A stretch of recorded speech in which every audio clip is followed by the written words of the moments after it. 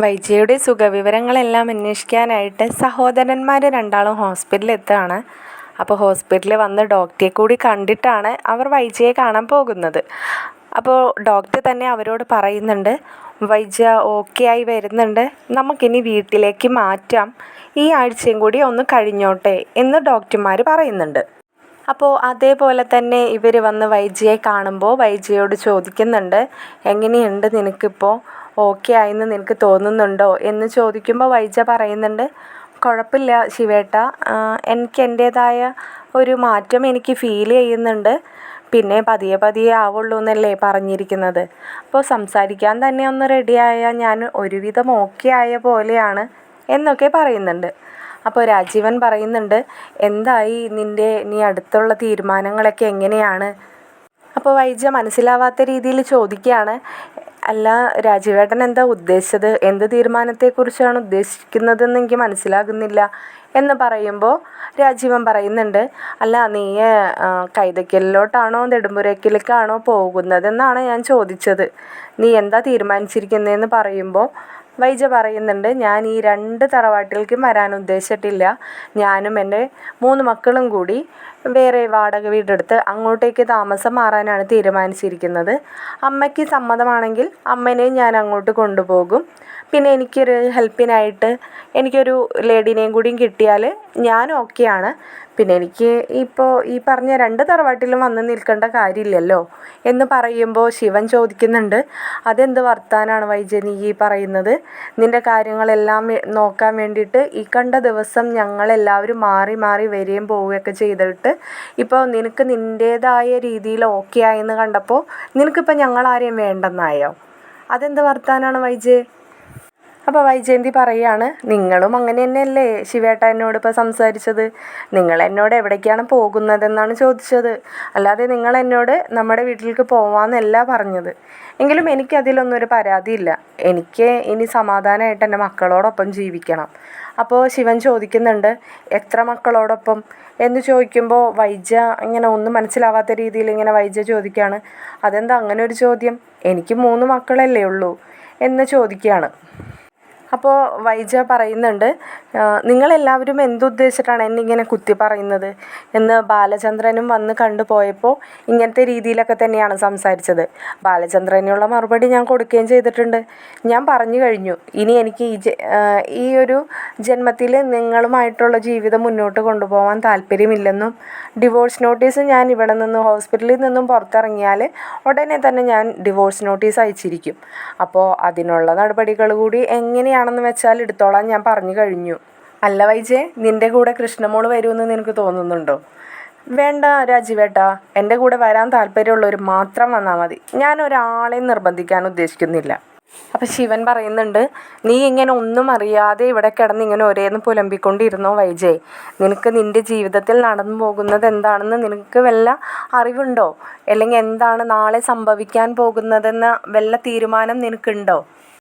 നിന്നെ പിന്നെ പറഞ്ഞിട്ടൊന്നും കാര്യമില്ല, നീ ഒരുവിധം പ്രായമായി തുടങ്ങിയ സമയം മുതൽ നിനക്ക് മറ്റുള്ളവരെങ്ങനെയാണ് ബുദ്ധിമുട്ടുണ്ടാകുന്നത്, നിന്നിൽ നിന്ന് മറ്റുള്ളവരെ എങ്ങനെ ബുദ്ധിമുട്ടിക്കാമെന്ന് മാത്രം ചിന്തിച്ചിരുന്ന ഒരു പെൺകുട്ടിയാണ്. ഞങ്ങളും ഒരുപാട് നിന്നെ വാത്സല്യത്തോടു കൂടിയാണ് കൊണ്ടു നടന്നിരുന്നത്, കാരണം 3 ആങ്ങളമാർക്ക് കൂടി ഉണ്ടായ ഒരു പെങ്ങളല്ലേ, അപ്പോൾ അതിൻ്റേതായ കുറച്ച് വാത്സല്യം നിനക്ക് തന്നിരുന്നു. എല്ലാത്തിനും ഞങ്ങളും കുറ്റക്കാർ തന്നെയാണ്, ഇനി പിന്നെ കൂടുതലൊന്നും പറഞ്ഞിട്ട് കാര്യമില്ലല്ലോ എന്ന് പറഞ്ഞ് ശിവനും രാജീവനും അവിടെ നിന്ന് മടങ്ങുകയാണ്. അപ്പോൾ മടക്കയാത്രയിൽ ഇവരുടെ ജീവിതത്തെക്കുറിച്ച് തന്നെയാണ് രാജീവനും ശിവനും സംസാരിച്ചു കൊണ്ടിരിക്കുന്നത്. അപ്പോൾ ഇവർക്ക് എന്ത് വേണം എന്ത് ചെയ്യണം എന്ന് ഒരു പിടി കിട്ടുന്നില്ല. അപ്പോൾ പെട്ടെന്ന് രാജീവൻ പറയുന്നുണ്ട്, ശിവേട്ടാ നമുക്ക് ഉടനെ തന്നെ ഗംഗേട്ടനെ വിളിച്ച് വരുത്തണം, നമുക്കിതിനൊരു നടപടി ഉണ്ടായില്ല എന്നുണ്ടെങ്കിൽ എല്ലാ കാര്യങ്ങളും പ്രശ്നത്തിലാവും. ഇപ്പോൾ ഇന്നലെയും ബാലചന്ദ്രൻ നമ്മളോട് പറഞ്ഞു കഴിഞ്ഞു, അവൾ വേറെ വാടക വീടെടുത്ത് പോവുകയാണെങ്കിൽ അതോടുകൂടി അവളായിട്ടുള്ള ബന്ധങ്ങളെല്ലാം തീർക്കുകയാണെന്ന്. പിന്നെ പറഞ്ഞതൊക്കെ ഓർമ്മയുണ്ടല്ലോ, അവൾക്ക് ചിലവായ 8 ലക്ഷം രൂപയും അവളെ ബൈസ്റ്റാൻഡറായി നോക്കിയവരുടെ സാലറിയും എല്ലാം കണക്കാക്കി ബാലചന്ദ്രൻ്റെ അക്കൗണ്ടിലേക്ക് പൈസ ഇട്ട് കൊടുക്കണം. പൈസയല്ല ഇവിടെ പ്രശ്നം, അതിപ്പോൾ അവളെ അക്കൗണ്ടിൽ ധാരാളം ഉണ്ടെന്ന് വിചാരിക്കാം, പക്ഷേ അതിനപ്പുറത്തേക്ക് അവളുടെ ഒരു ലൈഫ് കൂടിയല്ലേ അവൾ കളയുന്നത്. അതും അവൾക്ക് പറ്റിയ തെറ്റ് അവളൊന്ന് തിരുത്താൻ തയ്യാറാവാത്തത് കൊണ്ട് മാത്രം. അപ്പോൾ ശിവൻ പറയുന്നുണ്ട് നമുക്ക് ഗംഗേട്ടനെ ഒന്ന് വിളിക്കാം, എന്ത് വേണമെന്ന് കൂടി ഗംഗേട്ടനോടൊന്ന് ആലോചിച്ചിട്ട് നമുക്ക് കാര്യങ്ങളൊക്കെ നീക്കാം ശിവ എന്ന് പറയുന്നുണ്ട്. അങ്ങനെ അവർ തിരിച്ച് വീട്ടിലെത്തിയിരിക്കുകയാണ്. പറഞ്ഞ പോലെ തന്നെ അവർ ഗംഗേട്ടനെ ഫോണിൽ വിളിക്കുകയാണ്. രാത്രി രണ്ടാളും കൂടി ഇരുന്നൊരു ഡ്രിങ്ക്സൊക്കെ കഴിച്ചുകൊണ്ട് തന്നെ ഗംഗേട്ടനെ കോൾ ചെയ്യുന്നുണ്ട്. അപ്പോൾ കോൾ ചെയ്യുമ്പോൾ ഗംഗേട്ടൻ ചോദിക്കുകയാണ്, എന്തായി അവിടുത്തെ കാര്യങ്ങളൊക്കെ, വൈജയെ ഡിസ്ചാർജ് ചെയ്യാനായോ, നിങ്ങൾ പോയിരുന്നോ എന്നൊക്കെ ചോദിക്കുമ്പോൾ ശിവനും രാജീവനും പറയുന്നുണ്ട്, ഗംഗേട്ട ഞങ്ങൾക്ക് ഇവിടെ അവളെ ഡിസ്ചാർജ് ചെയ്ത് അവളെ വീട്ടിലെത്തിച്ചിട്ട് വേണം ഞങ്ങളുടെ ജോലിക്കായിട്ട് ഞങ്ങൾക്ക് തിരിച്ചു പോവാൻ. പക്ഷെ അതൊന്നും ഇവിടെ നടപടി ആവുന്നില്ല. ഞങ്ങൾ എല്ലാ ദിവസവും അവളുടെ അടുത്ത് പോകുന്നുണ്ട്, എല്ലാ ദിവസവും അവളോട് കാര്യങ്ങൾ പറഞ്ഞ് മനസ്സിലാക്കാൻ ശ്രമിക്കുന്നുണ്ട്. പക്ഷേ ഞങ്ങൾ പറയുന്നത് എന്താണോ അവൾക്ക് മനസ്സിലാകുന്നില്ല. പിന്നെ നമ്മൾ തീരുമാനിച്ച പോലെ തന്നെ അവളിനി ആത്മഹത്യ ചെയ്യുമോ അല്ലെങ്കിൽ എല്ലാവരും ഉപേക്ഷിച്ച് നാട് വിട്ടു പോകുമോ എന്നൊക്കെ ഉള്ളൊരു ഭയം കാരണം അലീനയെക്കുറിച്ച് മാത്രം അവളോട് ഇതുവരെ പറഞ്ഞിട്ടില്ല. അവൾക്കിപ്പോൾ ആകെ അറിയാവുന്ന കാര്യം അവളുടെ വാശി, അവളുടെ വൈരാഗ്യം, അത് മാത്രമാണ് അവൾ ചിന്തിക്കുന്നത്. അവളെ ഇപ്പോൾ കൂടെയുള്ള 3 മക്കളെക്കുറിച്ച് പോലും അവൾ ചിന്തിക്കുന്നില്ല. പിന്നെയാണോ നമ്മൾ അവൾക്ക് നാലാമതുണ്ടായ അല്ലെങ്കിൽ ആദ്യമുണ്ടായ അവളുടെ ഒരു മോളെക്കുറിച്ച് പറയുന്നത്? ഇപ്പോൾ തന്നെ ഹരിയും രോഹിത്തിൻ്റെയും ഒന്നും നടപടികളൊന്നും ശരിയല്ല. അതുകൂടാതെ തന്നെ ബബിതയുമായിട്ട് എന്തോ ഇഷ്യൂ ഹരിക്കൊക്കെ ഉണ്ട്. ഇതൊക്കെ എങ്ങനെയാണ് കണ്ടുപിടിച്ച് തിരുത്തേണ്ടതെന്ന് പോലും ഞങ്ങൾക്ക് പോലും മനസ്സിലാകുന്നില്ല. എന്താണ് അവർക്കിടെ നടന്നുകൊണ്ടിരിക്കുന്നതെന്നും മനസ്സിലായിട്ടില്ല. പിന്നിപ്പോൾ എല്ലാ കൂടിയും തലയിലേറ്റാനും വയ്യാത്തത് കൊണ്ട് തന്നെ അതിൻ്റെ പിന്നാലെ പോകുന്നുമില്ല. അപ്പോൾ വൈജയുടെ കാര്യങ്ങളെങ്കിലും ഒന്ന് ക്ലിയർ ആയിട്ട് വേണമല്ലോ നമുക്ക് ബബിതയുടെ കാര്യങ്ങളും ഒക്കെ ഒന്ന് പറഞ്ഞൊക്കെ അവളെ മനസ്സിലാക്കാൻ. ഗംഗേട്ടൻ എന്താ ഇത്രയൊക്കെ പറഞ്ഞിട്ടും ഒന്നും മിണ്ടാതെ നിൽക്കുന്നത്? ഞങ്ങളാകെ ധർമ്മസങ്കടത്തിലാണ്. ഞങ്ങളിന്ന് ബാലചന്ദ്രൻ്റെ വീട്ടിൽ പോയിരുന്നു. ബബിതയെയും രോഹിത്തിനെയും തിരിച്ച് ബാലചന്ദ്രൻ്റെ വീട്ടിൽ നെടുമ്പുരയ്ക്കിലാക്കി കൊടുത്തിട്ടുണ്ട്. അപ്പോൾ അവിടെ ചെന്നപ്പോൾ അലീനയൊക്കെ വളരെ സന്തോഷത്തിൽ തന്നെയാണ്. അപ്പോൾ അലീനയോട് ഞങ്ങൾ പറഞ്ഞിരുന്നു, അമ്മ തിരിച്ചു വരുമ്പോൾ ആ വീട്ടിൽ നിന്ന് മാറി കുറച്ച് ദിവസം താമസിക്കണമെന്ന്. പക്ഷെ അവൾ പറയുന്ന ഒരേ ഒരു കാര്യം, അവളുടെ അച്ഛൻ പറയാതെ അവൾ അവിടെ നിന്ന് മാറില്ലെന്നും, അവളുടെ അച്ഛൻ പറഞ്ഞാൽ അവൾ എങ്ങോട്ട് പോയി വേണമെങ്കിലും മാറി നിൽക്കാം, എത്ര കാലം വേണമെങ്കിലും മാറി നിൽക്കാം, അതല്ലാതെ അവൾ അവിടെ നിന്ന് മാറില്ല, അവൾക്കൊന്നും വേണ്ട, അവളെല്ലാവരും സന്തോഷവും സമാധാനവുമാണ് ആഗ്രഹിക്കുന്നത് എന്നൊക്കെ തന്നെയാണ് ആ കുട്ടി ഇങ്ങനെ പറഞ്ഞുകൊണ്ടിരിക്കണേ. ഞങ്ങൾക്കിപ്പോഴും അറിയുന്നില്ല ഇതിനൊക്കെ എന്താണ് ഒരു പോംവഴിയെന്ന്. ശിവൻ ഇത്രയൊക്കെ സംസാരിച്ചിട്ടും ഗംഗേട്ടൻ തിരിച്ചൊന്നും പറയുന്നില്ല. അപ്പോൾ ശിവൻ വീണ്ടും ചോദിക്കുകയാണ്, ഗംഗേട്ടൻ നിങ്ങൾ എന്താണ് ഞങ്ങൾ ഇത്രയും പറഞ്ഞിട്ടും ഒന്നും മിണ്ടാതെ നിൽക്കുന്നത്? നിങ്ങളുടെ ഒരു മറുപടി കിട്ടിയിട്ട് വേണം ഒന്ന് സമാധാനമായിട്ട് ഞങ്ങൾക്ക് പോയി കിടന്നുറങ്ങാൻ, എന്തെങ്കിലും ഒന്ന് പറയേ എന്ന് പറയുമ്പോൾ ഗംഗേട്ടൻ പറയുകയാണ്, ഞാൻ അത് തന്നെയാണ് ശിവ ആലോചിച്ചുകൊണ്ടിരിക്കുന്നത്, ഞാൻ എന്ത് മറുപടിയാണ് നിങ്ങൾക്ക് തരേണ്ടതെന്ന്. അപ്പോൾ രാജീവൻ ഫോൺ മേടിച്ചിട്ട് പെട്ടെന്ന് ഇങ്ങനെ പറയുകയാണ്, ഗംഗേട്ടാ നിങ്ങളൊരു കാര്യം ചെയ്യുമോ, ഒരു ആഴ്ചക്കലത്തെ ഒരു ലീവിന് വേണ്ടി ഒന്ന് നാട്ടിൽ വരാൻ പറ്റുമോ? അങ്ങനെയാണെങ്കിലേ നമുക്കൊരു തീരുമാനം എടുക്കാം, ഇങ്ങനെ വിട്ടാൽ കാര്യങ്ങളൊന്നും ശരിയാവില്ലല്ലോ എന്ന് ഗംഗേട്ടൻ പറയുമ്പോൾ ആദ്യം ഗംഗേട്ടൻ ഒരുപാട് ഒഴിവുകൾ പറയുന്നുണ്ട്. ഇവിടെ വൈഫ് ഒറ്റയ്ക്കല്ലേടാ, അവളെ അടുത്ത് കൂട്ടിന് ആരുമില്ല, പിന്നെ തോട്ടത്തിലെ കാര്യങ്ങളൊക്കെ അവതാളത്തിലാവും, അങ്ങനെ കുറേ കാര്യങ്ങൾ പറയുമ്പോൾ രാജീവൻ പറയുന്നുണ്ട്, ഗംഗേട്ടാ നിങ്ങളൊരു കാര്യം മനസ്സിലാക്കണം, ഞങ്ങൾ രണ്ടാളും ലീവ് എക്സ്ചേഞ്ച് ചെയ്ത് ഇങ്ങനെ നിൽക്കുകയാണ് ഇതിനൊരവസാനം ഉണ്ടാവാൻ വേണ്ടിയിട്ട് എന്നൊക്കെ പറയുമ്പോൾ ഗംഗേട്ടൻ പറയുന്നുണ്ട്, ഒരു കാര്യം ചെയ്യാം, ഞാൻ നാളെ രാവിലെ തന്നെ തിരിക്കാം, വൈകുന്നേരത്തോടു കൂടി നിങ്ങളുടെ അടുത്തേക്ക് എത്താൻ ഞാൻ ശ്രമിക്കാം എന്നൊക്കെ പറഞ്ഞ് കോള് കട്ട് ചെയ്യാണ്. അപ്പോൾ ഇതേ സമയമാണ് നമ്മുടെ ഗംഗേട്ടനും വൈഫും കൂടി സംസാരിക്കുന്നുണ്ട് ഇവരെ കാര്യങ്ങളെല്ലാം. അപ്പോൾ ഇവരുടെ 3 ആങ്ങളമാരുടെ ഭാര്യമാരിൽ വെച്ചിട്ട് മൂത്ത നാത്തൂന് മാത്രമാണല്ലോ വൈജയുടെ കാര്യങ്ങളൊക്കെ അറിയുന്നത്. അപ്പോൾ ഗംഗേട്ടൻ വൈഫിനോടെല്ലാം ഡിസ്കസ് ചെയ്യുന്നുണ്ട്. അപ്പോൾ പുള്ളിക്കാരി പറയുകയാണ്, നിങ്ങൾ എന്തായാലും അവിടം വരെയും പോകണം, വൈജയെ കാര്യങ്ങൾ പറഞ്ഞ് മനസ്സിലാക്കേണ്ടത് നിങ്ങളുടെയും കൂടി ഉത്തരവാദിത്തമാണ്, നമ്മളുടെ കൂടെ വന്ന് നിന്നിട്ടാണല്ലോ അവൾക്ക് ഇങ്ങനെയൊക്കെ സംഭവിച്ചത്. അപ്പോൾ ഇപ്പോഴത്തെ സാഹചര്യത്തിൽ പറഞ്ഞ് മനസ്സിലാക്കാൻ തന്നെ നമുക്ക് പറ്റുള്ളൂ, അല്ലാതെ അടിക്കാനോ പിടിക്കാനോ ഒന്നും നമുക്കിപ്പോൾ പറ്റില്ല. അപ്പോൾ നിങ്ങൾ കാര്യങ്ങളൊക്കെ ഒന്ന് പറഞ്ഞ് മനസ്സിലാക്കുക എന്ന് പറയുമ്പോൾ ഗംഗേട്ടൻ പറയുന്നുണ്ട്, എങ്കിലൊരു കാര്യം ചെയ്യേ, നാളെ നമുക്ക് രണ്ടാൾക്കും കൂടി ഒന്ന് പോകാം, തിരിച്ച് പെട്ടെന്ന് തന്നെ വരാൻ ശ്രമിക്കാം, നീയും കൂടി എൻ്റെ കൂടെ വായോ എന്ന് പറയുമ്പോൾ പുള്ളിക്കാരി ഓക്കെ എന്ന് പറയുന്നുണ്ട്. അപ്പോൾ പിന്നത്തെ സീനിൽ കാണിക്കുന്നത് ഇവർ കടപ്പാട്ടൂർ വന്നിരിക്കുകയാണ് കേട്ടോ. കടപ്പാട്ടൂരിൽ വന്നിട്ട് വരുമ്പോൾ നമ്മുടെ ശിവനോ രാജീവനോ ഒന്നും അവിടെ ഇല്ല, കമലയും മകനുമാണുള്ളത്. അപ്പോൾ കമലയും ഹരിയും കൂടി രാവിലെ ബ്രേക്ക്ഫാസ്റ്റൊക്കെ കഴിക്കുന്ന സമയത്താണ് ഇവർ വന്നിരിക്കുന്നത്. അപ്പോൾ വരുമ്പോൾ തന്നെ ഇവരോട് ബ്രേക്ക്ഫാസ്റ്റൊക്കെ കഴിച്ചോളൂ എന്നൊക്കെ പറഞ്ഞിട്ട് വളരെ സ്നേഹത്തോടു കൂടി കമല ഇവർക്ക് ബ്രേക്ക്ഫാസ്റ്റൊക്കെ എടുത്ത് കൊടുക്കുന്നുണ്ട്. അപ്പോൾ കമലയ്ക്ക് നല്ല രീതിയിലൊന്നും ആരോട് സംസാരിക്കാനൊന്നും അറിയില്ലല്ലോ. എന്ത് കാര്യങ്ങൾ ചോദിക്കുന്നുണ്ടെങ്കിലും ഒരുമാതിരി കൊള്ളി വെച്ചിട്ടുള്ള സംസാര രീതികളാണല്ലോ. അപ്പോൾ കമല ഇങ്ങനെ ഏടത്തിയോട് വളരെ രീതിയിലൊക്കെ ചോദിക്കുകയാണ്, എന്തായ ഏടത്തി അവരെ ബന്ധം ഒഴിപ്പിക്കാനോ അതോ ഒത്തുതീർപ്പാക്കാനോ വന്നിരിക്കുന്നത്? അല്ല, അവൾ വാടക വീട്ടിലേക്ക് പോകുമെന്നൊക്കെ പറയുന്നുണ്ടേ എന്ന് പറയുമ്പോൾ ഏടത്തി പറയുന്നുണ്ട്, എൻ്റെ കമലേ, നീ ഒരു കാര്യവും മനസ്സിലാക്കാതെ നീ ഇങ്ങനെ ഒന്നും സംസാരിക്കാതെ നമ്മുടെ കുടുംബത്തിൽ തന്നെയല്ലേ ഈ കണ്ട പ്രശ്നങ്ങളൊക്കെ നടക്കുന്നത് എന്ന് പറയുമ്പോൾ കമല പറയുന്നുണ്ട്, ഏടത്തി എന്തറിഞ്ഞിട്ടാണ് ഈ സംസാരിക്കുന്നത്? അയാളില്ലേ ആ ബാലചന്ദ്രൻ, അയാൾ എന്നെ ചൂലെടുത്ത് ആട്ടി ഓടിച്ച മനുഷ്യനാണ്. ഞാൻ ആരൊക്കെ ക്ഷമിച്ച് ഒത്തുതീർപ്പുണ്ടാക്കി പോയാലും എനിക്ക് അയാളോട് ക്ഷമിക്കാനൊന്നും കഴിയില്ല എന്ന് പറയുമ്പോൾ ഏടത്തി പറയുകയാണ്, അത് നീ വരുത്തി വെച്ചതല്ലേ? അയാളുടെ വീട്ടിൽ ചെന്നിട്ട് അയാളുടെ മകളാണെന്ന് നിങ്ങളോട് എല്ലാവരോടും പറഞ്ഞതല്ലേ അലീന? അവളെ നിങ്ങൾ ആരുമില്ലാത്ത നേരം നോക്കി അവിടെ നിന്ന് ഇറക്കി വിടാൻ ശ്രമിച്ചാൽ പിന്നെ ഒരച്ഛൻ എന്ന നിലയ്ക്ക് അയാൾ എങ്ങനെയാണ് നിങ്ങളോട് പ്രതികരിക്കേണ്ടത്? നിങ്ങളുടെ മോനോടാണ് അയാളിങ്ങനെ ചെയ്തതെങ്കിൽ നിങ്ങൾക്ക് ക്ഷമിക്കാൻ കഴിയില്ലല്ലോ. അപ്പോൾ കമല ഒന്നും മിണ്ടാതെ ഇങ്ങനെ ഉത്തരം മുട്ടി നിൽക്കുകയാണ് കേട്ടോ. അപ്പോൾ പെട്ടെന്ന് ഇങ്ങനെ ഗംഗേട്ടൻ വന്നിട്ട് ചോദിക്കുന്നുണ്ട്, അല്ല കമലേ, ഹരി എവിടെ? ഹരിയെ കണ്ടില്ലല്ലോ. ഞാൻ വന്ന സമയത്ത് ഇവിടെ എവിടെയോ നിൽക്കുന്ന കണ്ടു, പിന്നെ അവനെ കാണുന്നില്ല.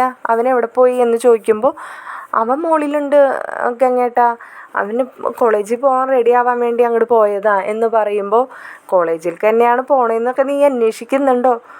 അതെന്താ ഗംഗേട്ടാ അങ്ങനെ ഒരു വർത്താനം? അവർ അങ്ങനത്തെ രീതിയിൽ തെറ്റായ രീതിയിൽ നടക്കുന്ന കുട്ടികളൊന്നുമല്ലല്ലോ. ഗംഗേട്ടൻ അങ്ങനെ എന്തെങ്കിലും അവനെക്കുറിച്ച് കേട്ടിട്ടുണ്ടോ? അവനെക്കുറിച്ച് ഞാൻ നല്ലത് മാത്രം കേട്ടിട്ടില്ല, ബാക്കിയെല്ലാം ഞാൻ കേൾക്കാറുണ്ട് എന്ന് പറയുമ്പോൾ കമല വല്ലാതെ ചമ്മി നിൽക്കുകയാണ് കേട്ടോ. അപ്പോൾ കമല പറയുന്നുണ്ട്, അവൻ എന്തെങ്കിലും കുരുത്തക്കേട് കാണിച്ചിട്ടുണ്ടെങ്കിലേ ആ രോഹിത്തിൻ്റെ കൂടെ കൂടിയിട്ടുള്ള കുരുത്തക്കേട് മാത്രമേ ഉള്ളൂ, അല്ലാതെ അവൻ്റെ അടുത്ത് അങ്ങനെ ഒരു തെറ്റായ രീതികളൊന്നും ഇല്ല ഗംഗേട്ടാ. ഗംഗേട്ടന് മനുവിനെ അറിയാലോ, മനു പഠിച്ച് നല്ല മാർക്കോട് കൂടിയാണ് എല്ലാത്തിലും പാസ്സായിട്ടുള്ളത്. ഇപ്പോൾ കണ്ടില്ലേ, അവനെ നല്ലൊരു ജോലിയായില്ലേ? അതുപോലെ തന്നെ രോഹിത്തും. അപ്പോൾ ഗംഗേട്ടൻ പറയാണ്, നീ പറഞ്ഞത് ശരിയാണ്, മനുവിൻ്റെ കാര്യത്തിൽ എനിക്ക് യാതൊരു സംശയവും ഇല്ല. പക്ഷേ നിൻ്റെ ഈ ഇളയ മോൻ്റെ കാര്യത്തിലേ എനിക്ക് നല്ല സംശയങ്ങൾ മാത്രമേ ഉള്ളൂ എന്ന് പറയുമ്പോൾ കമല ഒന്നും മിണ്ടാതെ അവിടെ നിന്ന് അടുക്കളയിലോട്ട് പോവാണ് കേട്ടോ. പോവാതെ രക്ഷയില്ലല്ലോ, അല്ലെങ്കിൽ ഇനി പറഞ്ഞു നിന്നാൽ വീണ്ടും വീണ്ടും നാണം കെടാന്ന് മാത്രമേ ഉള്ളൂ. അവിടെ നിന്നും ഇറങ്ങി അവർ നേരെ പോകുന്നത് നെടുമ്പുരയ്ക്കലേക്കാണ് കേട്ടോ. അപ്പോൾ നെടുമ്പുരയ്ക്കൽ രണ്ടാളും എത്തി. അവിടെ ചെന്ന് കയറുമ്പോൾ അലീനയും ബാലചന്ദ്രനും കൃഷ്ണമോളും വളരെ ഹാപ്പിയിൽ അവർ സിറ്റ് ഔട്ടിൽ തന്നെ ഇരുന്ന് കഥകളൊക്കെ പറഞ്ഞിരുന്ന് ചിരിക്കുകയായിരുന്നു. അപ്പോൾ ഒരു ചെന്ന് കാറിൽ നിന്ന് ഇറങ്ങുന്നത് കണ്ടപ്പോൾ തന്നെ കൃഷ്ണമോൾ ഓടി വന്നിട്ട്, അങ്കിളെ ഇതെപ്പോൾ വന്നു? ആരും ഒന്നും പറഞ്ഞില്ലല്ലോ എന്നൊക്കെ പറയുമ്പോൾ, ഞങ്ങളിതേ വരുന്നല്ലേടിയുള്ളൂ, പിന്നെ നിന്നോട് ഇത് ആര് പറയാനാ? അപ്പോൾ ബാലചന്ദ്രൻ ചോദിക്കുന്നുണ്ട്, ഗംഗേട്ടൻ നേരെ ഇങ്ങോട്ടാണോ വരുന്നത് എന്ന് ചോദിക്കുമ്പോൾ, അല്ല, ഞാൻ വീട്ടിൽ കയറി അമ്മയും ഒക്കെ കണ്ടു, അവിടെ നിന്ന് ഫുഡൊക്കെ കഴിച്ചിട്ടാണ് പോരുന്നത്, പിന്നെ കുറച്ച് പർച്ചേസ് ഉണ്ടായിരുന്നു, അപ്പോൾ അതും കൂടി കഴിഞ്ഞ് എത്തുന്നതല്ലേ ഉള്ളൂ, അവളോട് ഞാൻ തമാശ പറഞ്ഞതാന്നൊക്കെ ഇങ്ങനെ പറഞ്ഞ് അവരകത്തേക്ക് കയറുകയാണ്.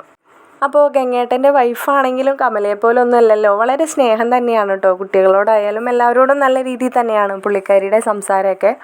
അപ്പോൾ അലീനയെ കാണുമ്പോൾ ചെന്ന് കെട്ടിപ്പിടിച്ച് സംസാരിക്കുന്നൊക്കെ ഉണ്ട്. എങ്ങനെയുണ്ട് മോളെ, കുഴപ്പമൊന്നുമില്ലല്ലോ, വേറെ വയ്യായകളൊന്നും ഇല്ലല്ലോ, നീ ഓക്കെ അല്ലേ എന്നൊക്കെ ചോദിക്കുന്നുണ്ട്. അപ്പോൾ ഇതൊക്കെ കാണുമ്പോൾ ബാലേന്ദ്രന് വളരെ സന്തോഷം തോന്നാണ് കേട്ടോ.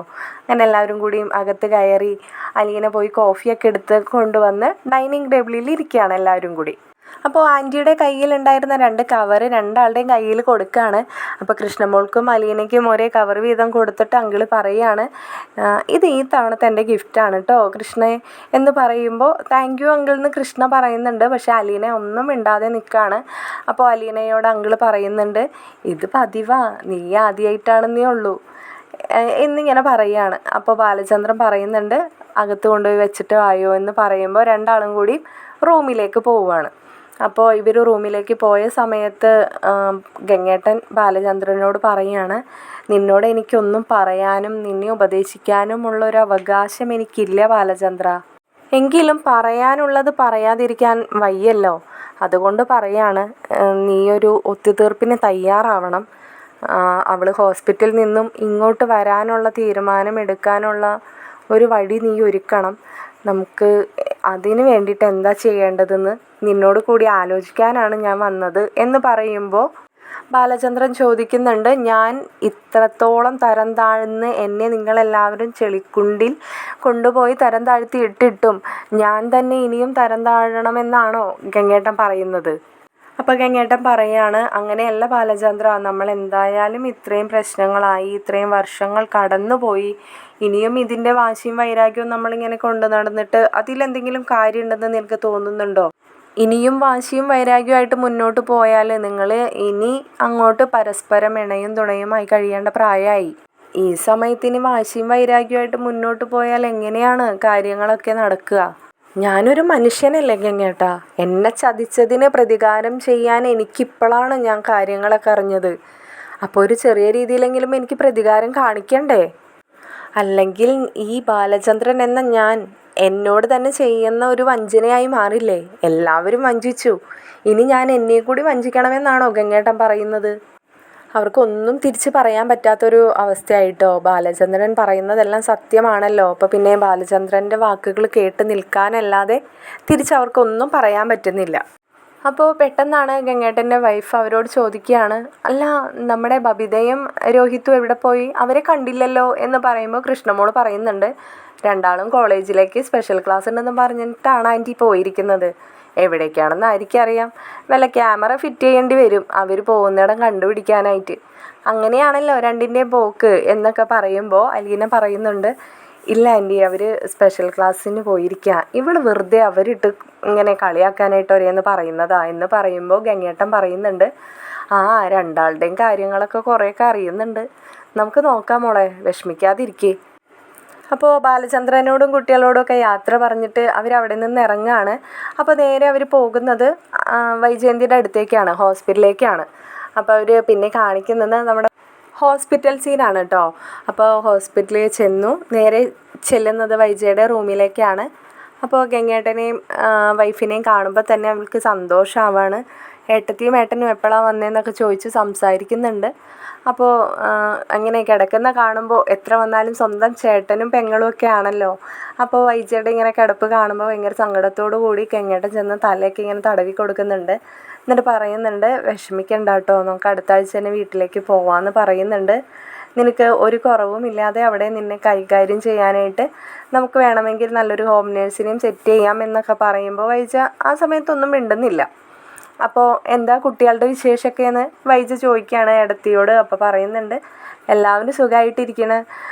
നീ ചോദിച്ചത് നിൻ്റെ മക്കളുടെ കാര്യമാണോ എന്ന് ചോദിക്കുമ്പോൾ വൈജ ചോദിക്കുന്നുണ്ട്, നിങ്ങൾ നെടുമുരിക്കലും പോയിരുന്നോ എന്ന് ചോദിക്കുമ്പോൾ പോയിരുന്നു. നിൻ്റെ 2 മക്കൾ സ്കൂളിൽ പോയി, കോളേജിൽ പോയി, 2 മക്കൾ വീട്ടിൽ തന്നെ ഉണ്ടായിരുന്നു എന്ന് പറയുമ്പോൾ ഏതാ എനിക്ക് 2 മക്കൾ? അപ്പോൾ ബബിതയും രോഹിത്തും കോളേജിൽ പോയി, കൃഷ്ണമോളും അലീനയും വീട്ടിലുണ്ടായിരുന്നു എന്ന് പറയുമ്പോൾ നിങ്ങൾക്കൊക്കെ പ്രാന്താണോ? എനിക്ക് അവളോട് സംസാരിക്കാൻ പോലും താല്പര്യമില്ലാത്ത ഒരാളാണ്. അവളെ എൻ്റെ മോളായി എൻ്റെ തലയിൽ കെട്ടി വയ്ക്കാനാണോ നിങ്ങളൊക്കെ തീരുമാനിച്ചിരിക്കുന്നത്? ഇപ്പോൾ ഗംഗേട്ടൻ്റെ വൈഫ് ചോദിക്കുകയാണ് കേട്ടോ, ഇപ്പോൾ വൈജ, നമ്മളിപ്പോൾ ബാലചന്ദ്രൻ ഒരു 2ാം വിവാഹം കഴിച്ച ഒരാളാണെന്ന് വിചാരിക്കേ. അപ്പോൾ ആദ്യത്തെ ഭാര്യയിൽ അയാൾക്കൊരു മകളും ഉണ്ടായിരുന്നു. നീ അപ്പോൾ 2ആളെ അംഗീകരിച്ചു കൊണ്ടായിരിക്കില്ലേ നീ അങ്ങനെ ഒരു വിവാഹം കഴിക്കുക? നീ അങ്ങനെയൊക്കെ ഒന്ന് ചിന്തിച്ച് നോക്ക് എന്ന് പറയുമ്പോൾ വൈജ പറയാണ്, അങ്ങനെയൊന്നും എനിക്ക് ചിന്തിക്കാൻ കഴിയില്ല ഏടത്തി. എനിക്ക് എൻ്റെ മക്കളെ മാത്രമേ സ്നേഹിക്കാൻ കഴിയൂ. മറ്റൊരു സ്ത്രീയിലുണ്ടായ മക്കളെ എൻ്റെ മക്കളെ പോലെ സ്നേഹിക്കാനൊക്കെ എന്നെക്കൊണ്ട് കഴിയില്ല. അതിൻ്റെയൊക്കെ ആവശ്യം എന്താ? അപ്പോൾ ഗംഗേട്ടൻ വളരെ ദേഷ്യം വന്നിട്ട് ഇങ്ങനെ പറയാണ്, നല്ല കഥയായി, നീ ഞങ്ങളോട് തന്നെ പറയണം, നിൻ്റെ ചരിത്രങ്ങൾ അറിയാത്ത ആൾക്കാരാണല്ലോ ഞങ്ങൾ. അപ്പോൾ വൈജയന്തി കുറേ സമയത്തേക്ക് മിണ്ടാതെ കിടക്കുകയാണ് കേട്ടോ. എന്നിട്ട് വീണ്ടും പറയുന്നുണ്ട്, അല്ല വൈജയ്, ഇന്നലെ ശിവനും രാജീവനും വന്ന് ഡോക്ടറെ കണ്ടപ്പോൾ പറഞ്ഞു എന്ന് പറഞ്ഞല്ലോ, അടുത്ത ഈ വീക്കും കൂടി നീ ഹോസ്പിറ്റലിൽ കിടന്നാൽ മതി, അടുത്ത വീക്കോട് കൂടി വീട്ടിലോട്ട് മാറാമെന്ന്. എന്തായി കാര്യങ്ങൾ? എങ്ങനെയാണ് നിൻ്റെ തീരുമാനം? അവരോട് നീ പറഞ്ഞ തീരുമാനമല്ല എനിക്കറിയേണ്ടത്. ഗംഗേട്ടാ, അതിനെനിക്ക് മൂന്നാളോടും മൂന്ന് തീരുമാനമൊന്നും പറയാനില്ല. എനിക്ക് എല്ലാവരോടും പറയാൻ ഒരു തീരുമാനം മാത്രമേ ഉള്ളൂ. അലീന താമസിക്കുന്ന ഏത് വീട്ടിലേക്കായാലും ഞാൻ പോകാൻ തയ്യാറല്ല. പിന്നെ തറവാട്ടിലേക്കും വരാൻ ഞാൻ തയ്യാറല്ല. എനിക്ക് ഒരു വാടക വീട് എടുത്ത് നിങ്ങൾ തരികയാണെങ്കിൽ അത്രയും സന്തോഷം. അല്ലാന്നുണ്ടെങ്കിൽ എനിക്കറിയാം ഇപ്പോൾ അതിനൊക്കെ ഇത്ര ബുദ്ധിമുട്ടൊന്നും ഇല്ലല്ലോ ഈ സിറ്റിയിൽ. അപ്പോൾ ഗംഗേട്ടൻ വളരെ ദേഷ്യമൊക്കെ ഇങ്ങനെ കടിച്ചമർത്തി സംസാരിക്കുകയാണ്. നീ എന്ത് കണ്ടിട്ടാണ് വൈജയ് ഈ സാമർത്ഥ്യങ്ങൾ മുഴുവനും എടുക്കുന്നത്?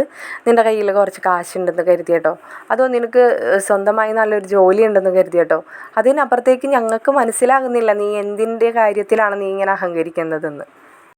നിങ്ങൾ മൂന്നാളേ അയാളുടെ വാക്കുകളും കേട്ട് വിശ്വസിച്ച് നടന്നോ? ഞാനിതൊന്നും വിശ്വസിക്കാൻ പോകുന്നില്ല. ഏടത്തി പറഞ്ഞ പോലെ അയാളുടെ മകളാണ് അതെന്നാണോ നിങ്ങളൊക്കെ ധരിച്ചു വെച്ചിരിക്കുന്നത്? അതൊരിക്കലും അയാളുടെ മകളൊന്നുമല്ല. എനിക്കറിയാത്തൊന്നുമല്ലല്ലോ ബാലചന്ദ്രനെ ഒരുപാട് വർഷങ്ങൾ മുമ്പേ തുടങ്ങി എൻ്റെ പിന്നാലെ നടന്നിട്ടുള്ള ഒരാളാണ്. എന്നെ കെട്ടാൻ വേണ്ടിയിട്ട് തന്നെയാണ് അയാൾ പുറത്തു പോയതും നല്ലൊരു ജോലി സമ്പാദിച്ച് തിരിച്ചു വന്നതും. അതിനിടയിൽ അയാൾക്ക് മറ്റൊരു സ്ത്രീയുമായി ബന്ധമുണ്ടായിരുന്നെന്നും ആ സ്ത്രീയിൽ ഇങ്ങനൊരു മകൾ ജനിച്ചിട്ട് ഇത്രയും കാലമില്ലാത്ത ബാലചന്ദ്രൻ്റെ മാനസിക നില തെറ്റി അയാൾ പോയി ഇങ്ങനൊരു മകളെ കൊണ്ടുവന്നെന്നൊക്കെ ഞാൻ വിശ്വസിക്കണോ?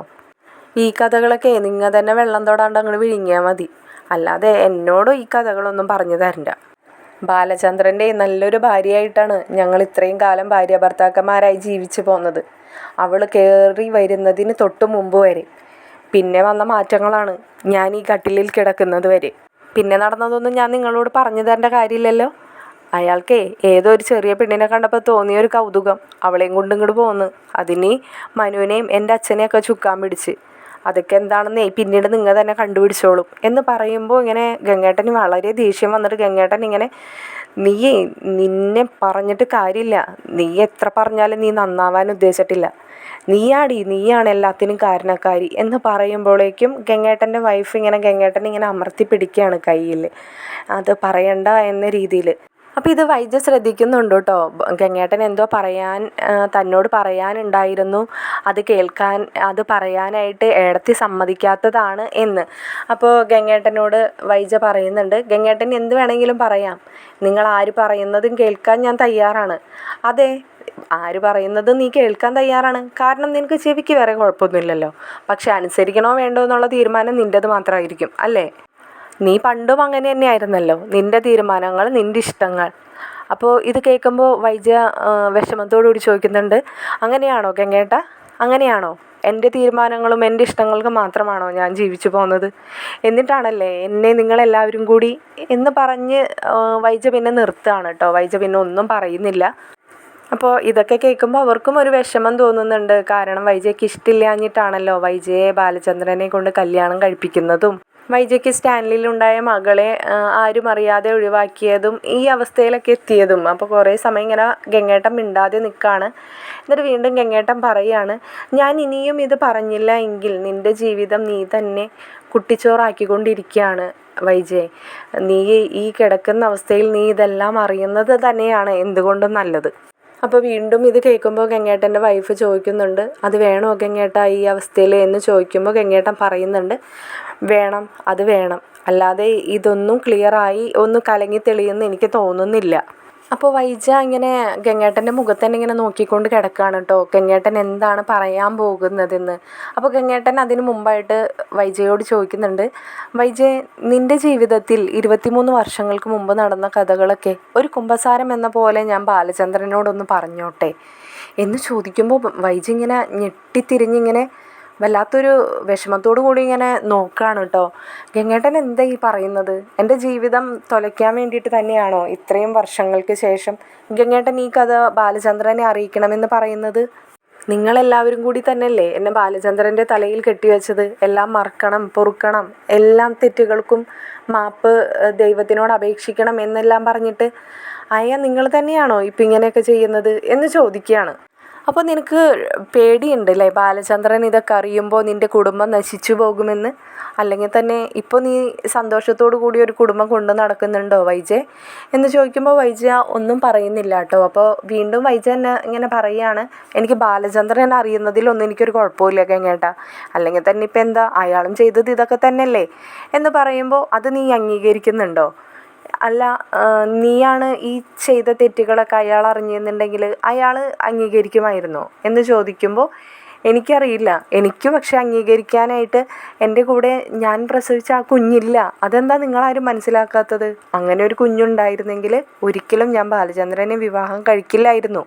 അപ്പോൾ പെട്ടെന്ന് തന്നെ ഇങ്ങനെ ഗംഗേട്ടൻ പറയുകയാണ്, ആ കുഞ്ഞുണ്ട് വൈജെ, ആ കുഞ്ഞിപ്പോഴും ജീവനോട് കൂടി ഉണ്ട്. ആ കുഞ്ഞിപ്പോൾ വളർന്ന് 10-24 വയസ്സുള്ളൊരു പെൺകുട്ടിയായി എന്ന് പറയുമ്പോൾ ഇങ്ങനെ വൈജ വല്ലാത്തൊരു ഷോക്കായിട്ട് ഇങ്ങനെ നോക്കുകയാണ്. അപ്പോൾ വൈജയുടെ അവസ്ഥ പെട്ടെന്ന് ഇങ്ങനെ ചേഞ്ച് ആവാതിരിക്കാൻ വേണ്ടിയിട്ട് ഏടത്തി ഇങ്ങനെ വൈജയുടെ ഒപ്പം ബെഡിലിരുന്ന് അവളുടെ കൈയൊക്കെ ഇങ്ങനെ സമാധാനിപ്പിക്കുന്ന പോലെയൊക്കെ ഒന്ന് തലോടിക്കൊണ്ട് പറയാണ്, വൈജയെ ഞങ്ങൾക്കെല്ലാവർക്കും അതറിയാം. നിൻ്റെ ഏട്ടന്മാർക്ക് 3 ആൾക്കും എനിക്കും പിന്നെ ഇപ്പോൾ ബാലചന്ദ്രനും അതറിയാം എന്ന് പറയുമ്പോഴേക്കും വൈജ ആകെ വെട്ടി വിയർക്കുകയാണ് കേട്ടോ. എന്നിട്ട് കൂട്ടത്തിൽ പറയുന്നുണ്ട്, അറിയാത്തത് നീ മാത്രമായിരുന്നു, ഇപ്പോൾ കൃഷ്ണമോൾക്ക് പോലും അതറിയാം. അപ്പോൾ ഗംഗേട്ടൻ വീണ്ടും ചോദിക്കുന്നുണ്ട്, നീ ചോദിക്കുന്നില്ലേ ആ കുഞ്ഞ് ആരാണ്, ആ കുഞ്ഞ് എവിടെയുണ്ടെന്ന് എന്ന് ഗംഗേട്ടൻ ചോദിക്കുമ്പോൾ വൈജയ്ക്ക് തിരിച്ചൊന്നും പറയാൻ പറ്റുന്നില്ല. വൈജയ്ക്ക് തൊണ്ടയിൽ പോലും ഒരു വെള്ളമില്ലാതെ കിടക്കുന്ന ഒരവസ്ഥയിലാണ് വൈജ കിടക്കുന്നത്. ഒന്ന് സംസാരിക്കാൻ പോലും പറ്റുന്നില്ല.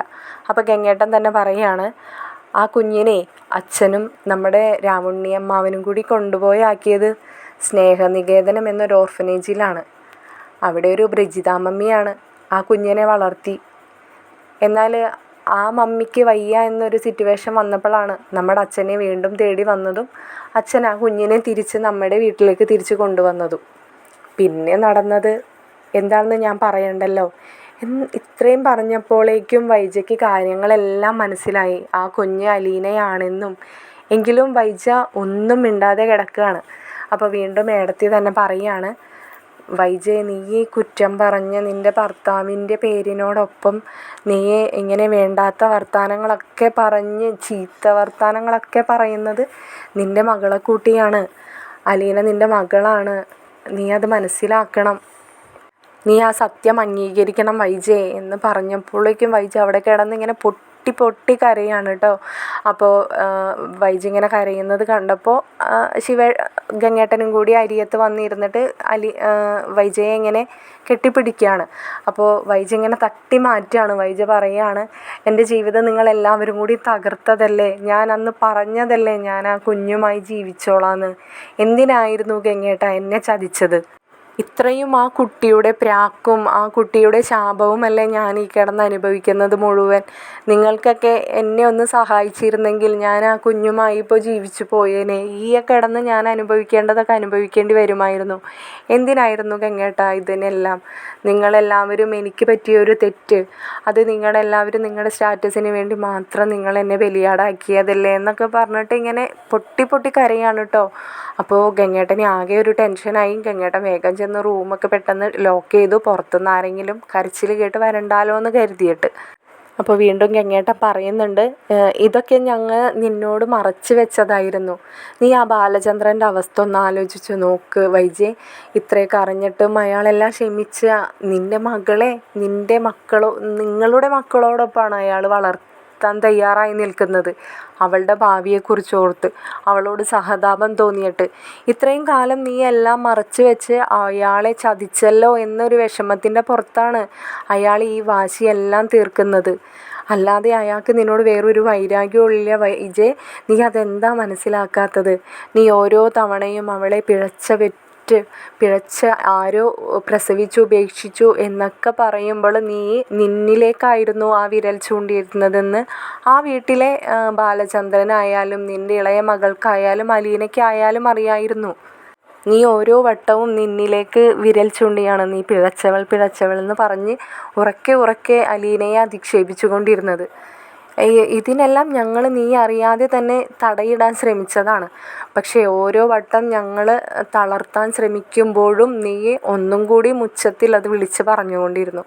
ഇത് പറയാതെ ഇനി നിവർത്തിയില്ലെന്ന ഘട്ടം വന്നപ്പോഴാണ് ഞാൻ ഇവിടെ വരെ എത്തിയത്.